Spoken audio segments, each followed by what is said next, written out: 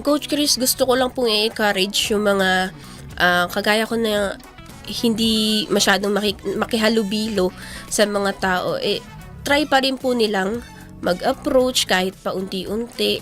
Siguro po makakatulong din sa atin to para ma-overcome natin yung mga ganito kasi siguro sa panahon ngayon naiintindihan naman natin na hindi lahat ng tao ay mag-a-adjust para sa atin. Kailangan din natin mag-adjust siguro po ng kahit few steps lang para hindi po tayo masyadong siguro ang term ngayon ay masyadong pabebe po. Alright.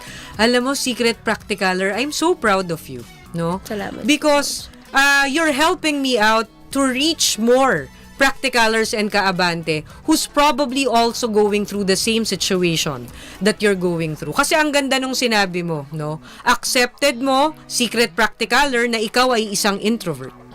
Pero, kahit na ikaw ay isang introvert, tanggap mo yung realidad ng buhay na, oo, mas komportableng ikaw ay nasa sarili mong mundo, pero hindi tatakbo ang mundo at mapag-iiwanan ka kung hindi mo i-adjust ang sarili mo. Ang ganda nung sinabi mo eh. Kaya, I want you to continue trying to be a better version of yourself. Kasi nakikita ko, Secret Practicaler, tinutulungan mo sarili mo, no? Opo. Kaya pagpatuloy mong tulungan ang sarili mo, pero tanggapin mo rin ang sarili mo kung sino ikaw, pero balansihin mo sa pagtanggap sa iyong kahinaan at kalakasan, at gumawa ng paraan na lalo mong mapagyaman ang iyong sarili.